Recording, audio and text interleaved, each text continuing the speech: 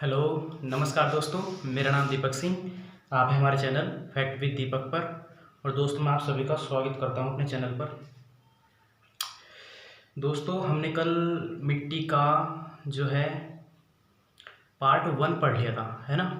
आज हम पार्ट 2 देखने जा रहे हैं। चलिएगा, सबसे पहले तो हम आपको ये बताते हैं कि हमने जो कल आपको 4 सवाल दिए थे उनके आंसर। ताइवान की राजधानी क्या है? ताइपे। Taiwan, Taipei. ताइपे राजधानी क्या है? ताइपे। और मुद्रा डॉलर, है ना। $1 इस वक्त 73 रुपये लगभग है, यूएसए का डॉलर। ओके। सिंगापुर की राजधानी भी सिंगापुर है ना। सिंगापुर इसकी भी मुद्रा डॉलर ही है, करेंसी। ओके। फिलीपींस, मनीला, राजधानी मनीला। मिस्टेक क्यों होती है मुझसे हिंदी लिखते हुए? मनीला और मुद्रा है इसकी पीसो। मनीला पीसो। अंतर्राष्ट्रीय चावल अनुसंधान यहीं पर है। मॉरिशस ही अफ्रीका का देश है। मॉरिशस की राजधानी है पोर्ट लुइस। इसकी मुद्रा हो जाएगी रुपया, हमारा रुपया। ओके फ्रेंड्स, चलिएगा स्टार्ट करते हैं आज का सेशन।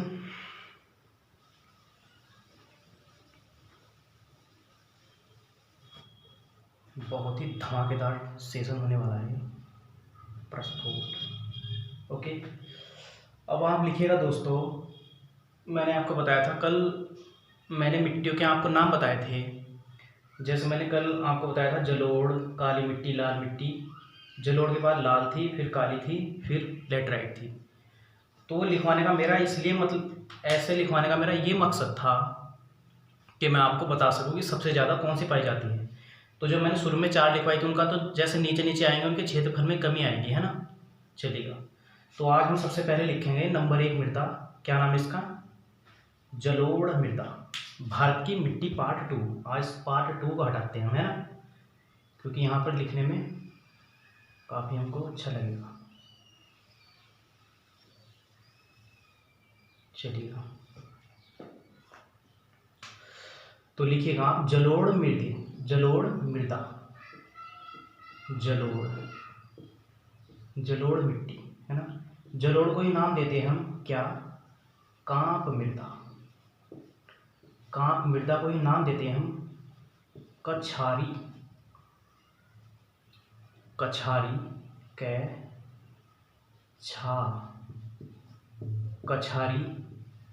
या कांप लिख दिया हमने। जलोढ़, कांप, कछारी। जलोढ़, कांप, कछारी, कांप, भांत मृदा या डेल्टाई मृदा या एल्यूवियल सॉइल।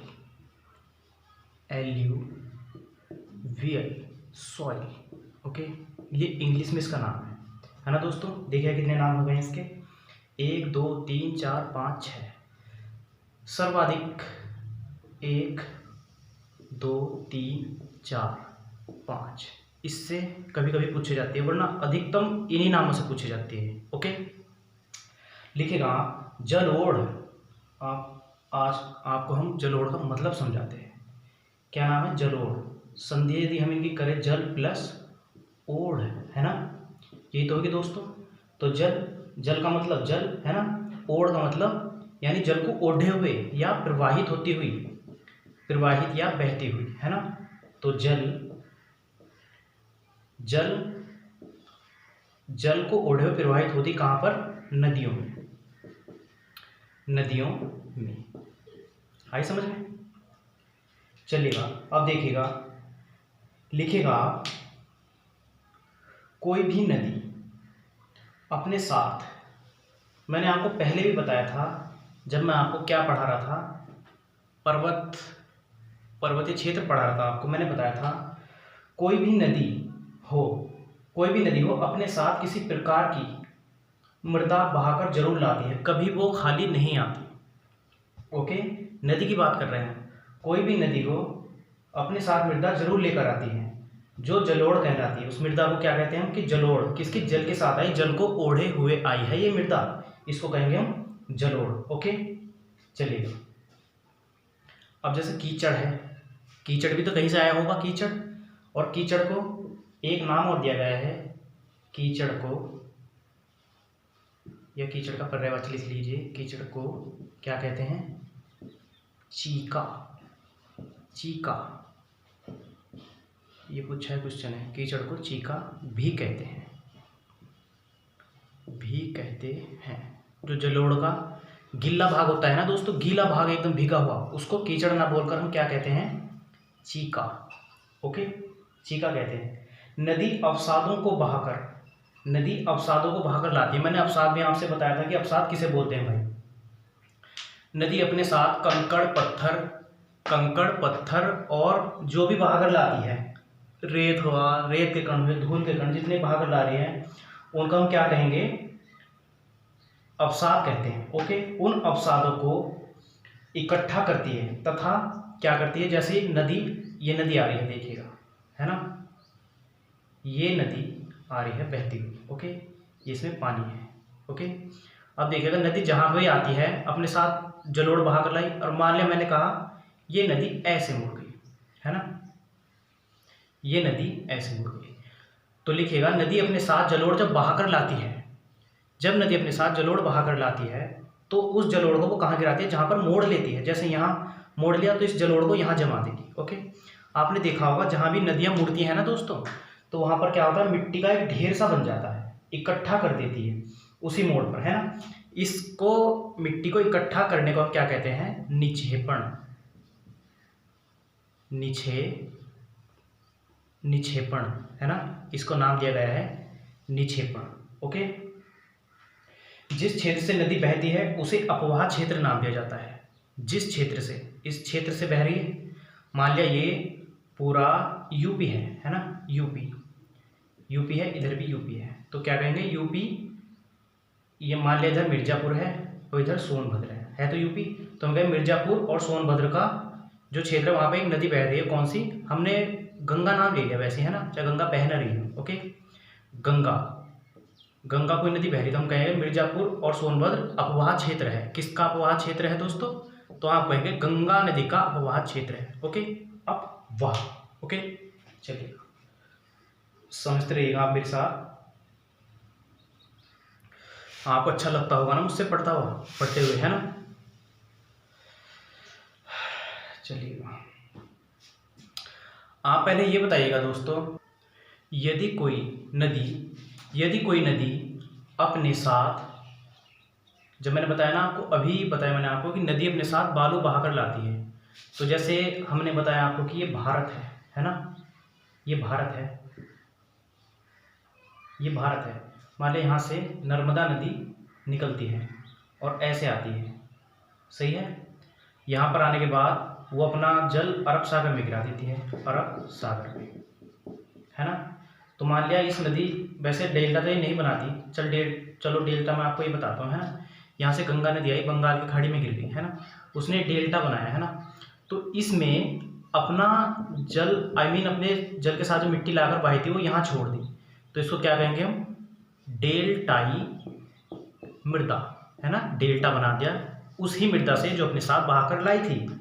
ओके, प्यार से समझिएगा, कोई जल्दी नहीं है बिल्कुल भी, है ना। 6 महीने तो आपको देने पड़ेंगे मेरे साथ, मुझे लग रहा है। क्या सिलेबस कभी पूरा नहीं होता, पर मैं आपको जो बता रहा हूँ एक बार एग्जाम देने के बाद मुझसे बताना कि सर ये क्वेश्चन नहीं आया है या ये हमको मिला नहीं है। ओके, चलिएगा, अब लिखिएगा, जब कोई मृदा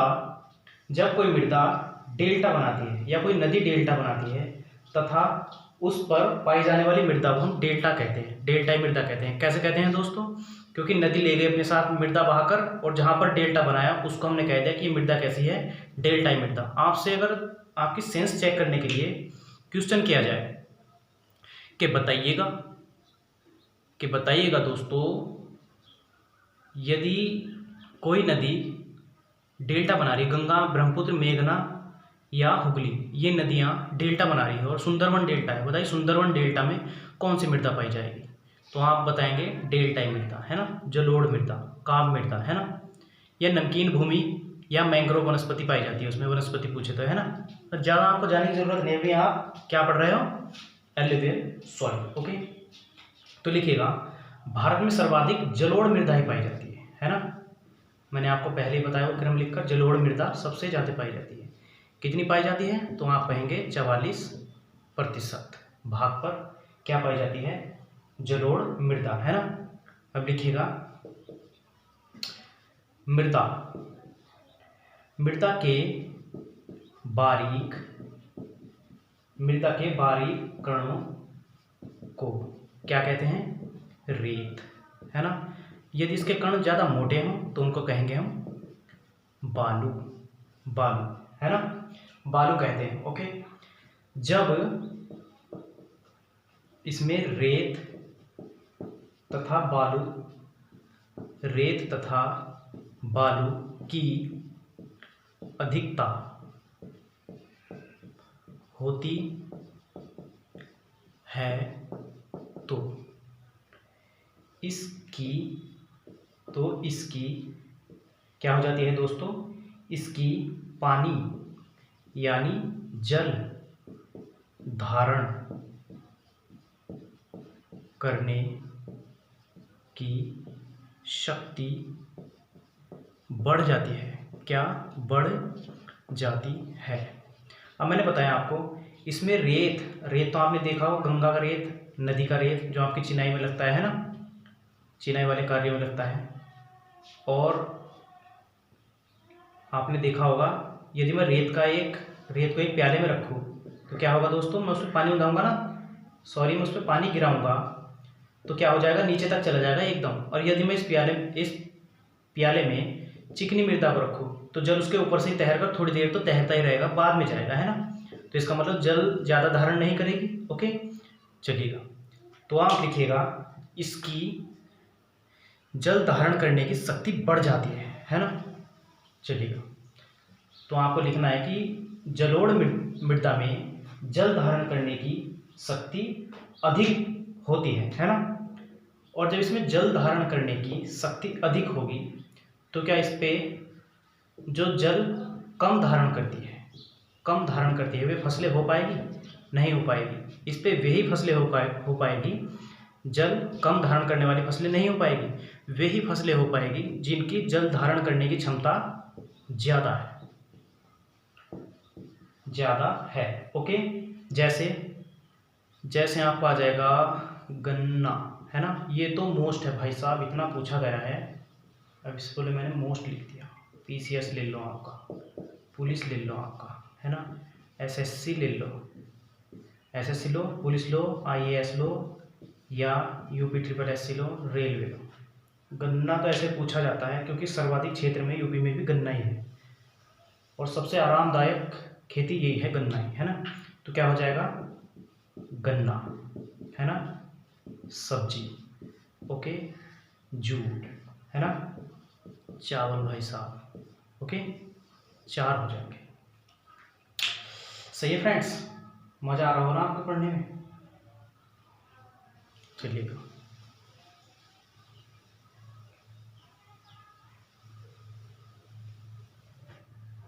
लिखिएगा इसमें अधिक क्या पाया जाता है, अधिक कौन सा तत्व पाया जाता है, तो आप लिखेंगे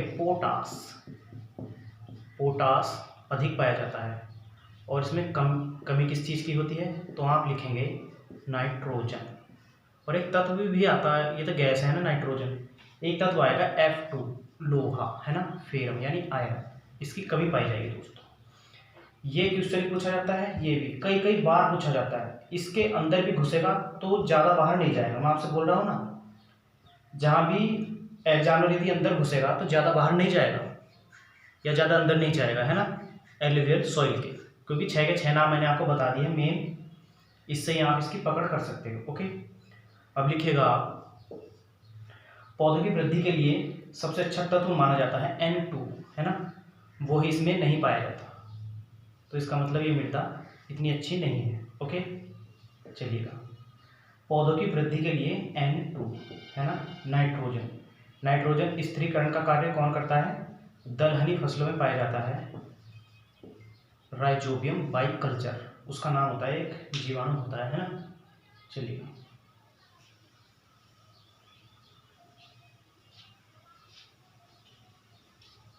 अब देखिएगा, इसमें उर्वरता कम है ना, उर्वरता कम है, किसमें? उर्वरता कम है इस जलोढ़ मिट्टी में। तो इसमें उर्वरता लाने के लिए हम क्या मिलाते हैं इसमें? यूरिया का घट्टा है ना। यूरिया में नाइट्रोजन N2 साफ साफ लिखी रहती है कि कितनी है? 46%। ओके, आगे दोस्तों आपके समझ में यूरिया मिलाते हैं, है ना। अब देखिएगा, अगर आपसे जलोढ़ मिट्टी के बारे में पूछा जाएगा, सबसे पहले ये पूछा जाएगा बताइए कितने प्रकार की है, तो आप कहेंगे 2 प्रकार की। नंबर 1 खादर, नंबर 2 बांगर, है ना। बांगर खादर क्या है, मैंने बताया था ना आपको, ये कोई नदी आ रही है ना, नदी, ये आ गई नदी ऐसे बहती हुई, ओके, नदी। तो नदी अपने साथ ला रही है मिट्टी बहाकर, यहाँ से ला रही है, पर्वतीय क्षेत्रों से निकल कर आ रही है, यहाँ से मिट्टी लाई, तो क्या मिट्टी बीच बीच में बहाती ले जाएगी? इतने मतलब स्ट्रेट में चलेगी मिट्टी? नहीं, मिट्टी इसके किनारे से लगती चली जाएगी, ओके, किनारे से लगती चली जाएगी, लगते लगते लगते लगते यहाँ तक चट्टान ही चट्टान हो जाएगी, यहाँ तक। बस पानी कहाँ तक चलेगा? ये जा रहा है, बाकी ये चट्टान बन गई। तो अभी जो नई मिट्टी आई है उसको हम नाम देंगे, जो भी आई है उसको नाम देंगे खादर, ओके, यहाँ पर आकर लगी। और जो इससे पहले भी यहाँ पर चट्टान है उसको नाम देंगे हम बांगर। बांगर क्या है? पुराना जलोढ़। खादर क्या है? नया जलोढ़, ओके। ये क्या है? पुराना जलोढ़, है ना, जलोढ़। ये क्या है? नया जलोढ़। ऐसे पूछा जाता है दोस्तों क्वेश्चन, ओके।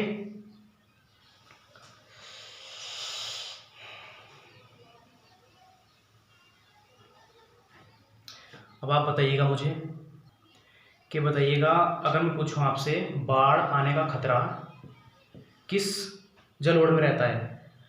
बांगर, है ना, बांगर में रहता है या खादर में रहता है? या खादर में रहता है। कहाँ पर बाढ़ आने का खतरा रहेगा? तो आप कहेंगे बांगर में तो इसलिए नहीं होगा क्योंकि बांगर देखिएगा, ये नदी जा रही है, ये नदी जा रही है, नदी ऐसे बह रही है ना, ये ऐसे बह रही है नदी, ये नदी बह गई, ओके। नदी ने बनाया यहाँ क्या? खादर, है ना, यहाँ भी खादर, और ये क्या है? बांगर।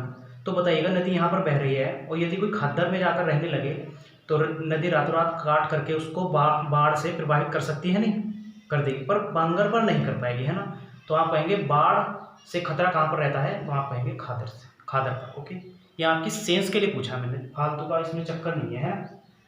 चलिए अब आप डाल लीजिएगा दोस्तों,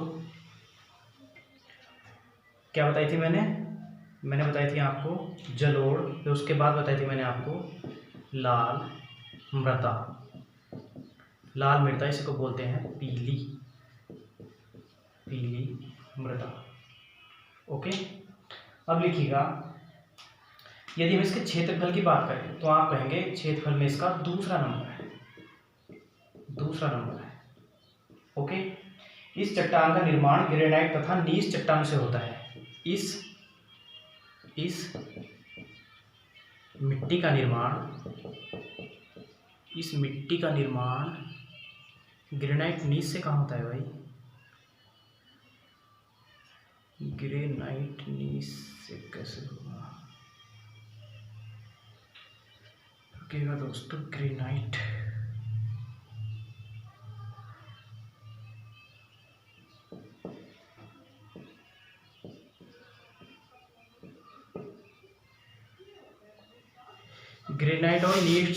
ग्रेनाइट और नीस चट्टान से होगा दोस्तों, ग्रेनाइट प्लस नीस चट्टान से, ओके, इसका निर्माण होगा, ठीक है ना दोस्तों।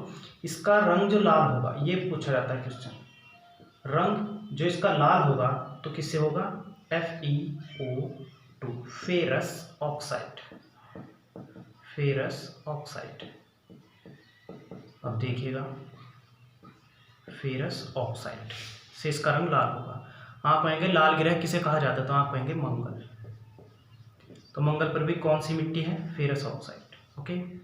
आप कहेंगे के युद्ध हुआ था कौन सा, महाभारत का, कहाँ पे, हरियाणा,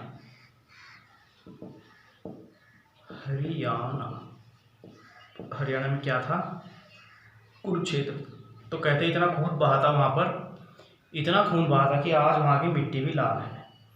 तो पढ़े लिखे व्यक्ति हो फालतू का ऐसे ऐसे शब्द मत बोला करो जिससे आपकी नॉलेज पर दुनिया शक करने लगे, है ना। वहाँ की मिट्टी कैसी है दोस्तों, लाल मिट्टी। ओके, अगर आपको यकीन नहीं आता तो एक बार मिट्टी में खून मिलाकर देखना आप, चाहे 1 किलो मिट्टी में 25 लीटर भी खून मिला दो ना, तो भी इसका रंग लाल नहीं होगा। ओके, लाल नहीं हो सकता। ये आपको दिमाग इस्तेमाल करने वाली बात बता रहा हूँ, कहीं आपकी इंसल्ट ना हो जाए, है ना।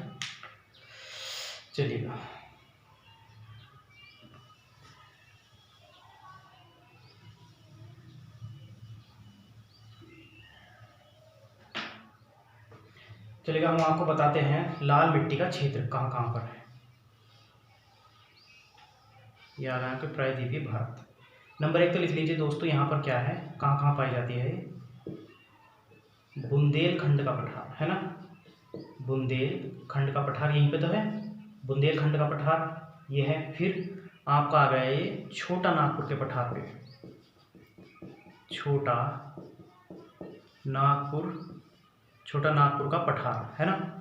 बुंदेलखंड का पठार, छोटा नागपुर का पठार, बुंदेलखंड का पठार, छोटा नागपुर का पठार। फिर आपकी आ जाती है ये इधर है, बस थोड़ा सा क्षेत्र इसका कर्नाटक में, फिर इधर आ जाती है तेलंगाना में। मैं क्यों लिखवा रहा हूँ आपको, ये नक्शा बनाने का जो है ना दोस्तों, मुझ में आदत है। ये आदत इसलिए पड़ गई मुझे कि यदि आपको कोई क्वेश्चन भी रटवा रहा है ना कि बताइए छोटा नागपुर के पूर्व में कौन सा पठार है, छोटा नागपुर पठार में, तो आपको लिखवा दिया किसने कि बुंदेलखंड पठार है, छोटा नागपुर के पश्चिम में, पूर्व में नहीं सॉरी, तो आपने लिख लिया है। पर हमें पता है ये चारों क्षेत्र हम जानते हैं लाल मिट्टी के। ओके, चारों क्षेत्र। तो हम ये भी तो बता सकते हैं कि बुंदेलखंड पठार के दक्षिण में कर्नाटक है, या कर्नाटक के पूर्व में क्या है, तेलंगाना। तो आगे दोस्तों आप समझ सकते हो, है ना, क्या बताना चाह रहा हूँ आपको। तो चलिएगा दोस्तों, आज के सेशन को हम यहीं ख़त्म करते हैं। कल हम आपको लाल मिट्टी और पढ़ाएंगे। ओके, अब 4 क्वेश्चन लिखेगा आप जल्दी से। मनुष्य में कितनी जोड़ी लाल ग्रंथियां पाई जाती है। नंबर 4 लिखेगा, मनुष्य की हड्डियों में कौन सी प्रोटीन पाई जाती है। ओके, क्वेश्चन मैंने पहले ही पूछे आपसे ये वाला क्वेश्चन, पर मैं फिर भी आपको याद दिला रहा हूँ क्योंकि अभी एग्जाम में देखा गया है इसलिए। ओके, अब आप लिखिएगा कि दक्षिण अमेरिका में कितने देश हैं, दक्षिण अमेरिका में कितने देश हैं, महाद्वीप का नाम है। ओके, अब बताइएगा ऑस्ट्रेलिया में मूंगा की चट्टान को किस नाम से जाना जाता है, ठीक है दोस्तों। तो चलिएगा दोस्तों, आज का सेशन आपका यहीं स्टॉप करते हैं, मिलते हैं कल। ओके, चलिएगा, कल तक के लिए नमस्कार।